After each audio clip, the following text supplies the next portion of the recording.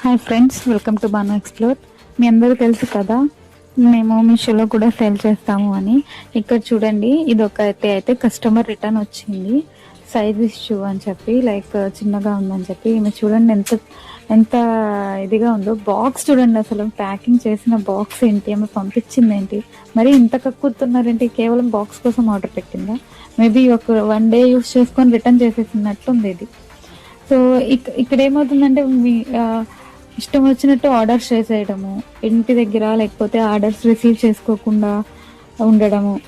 ఇప్పుడు ఇవన్నీ ప్యాక్ చేయడానికి, లేబుల్స్ తీయడానికి, వీటన్నిటి వెనకాల ఎంత మ్యాన్ పవర్ వర్క్ చేస్తుందో వాళ్ళకి అర్థం కావట్లేదు. చూడండి ఎన్ని ప్యాకెట్స్ అయితే ఆర్టీఓ నుంచి రిటర్న్ వచ్చినాయి, అండ్ కొన్ని కస్టమర్ రిటర్న్ వచ్చినాయి. చాలా మంది ఏం చేస్తున్నారంటే ఆర్డర్ చేస్తున్నారు, ఎలాగో 7 days రిటర్న్ ఉంటుంది కదా అని చెప్పి రిటర్న్ యూస్ చేసి రిటర్న్ ఇచ్చేస్తున్నారు. అందుకే చాలా మంది సెల్లర్స్ మీషోలో నుంచి లెఫ్ట్ అయిపోయి ఇట్లా వాట్సాప్లో ఇన్స్టెంట్ పేమెంట్స్ పెట్టేస్తున్నారు. సిఓడి అయితే కంప్లీట్గా తీసేస్తున్నారు. ఎందుకంటే ఆర్టీఓ రిటర్న్ వస్తే ఇంత మ్యాన్ పవర్ వేస్ట్ అవుతుంది, ఇంత ఎఫర్ట్స్ వేస్ట్ అవుతున్నాయి. అండ్ కస్టమర్ రిటర్న్ వస్తే మాకు రివర్స్ షిప్పింగ్ కూడా మాకే పడుతుంది.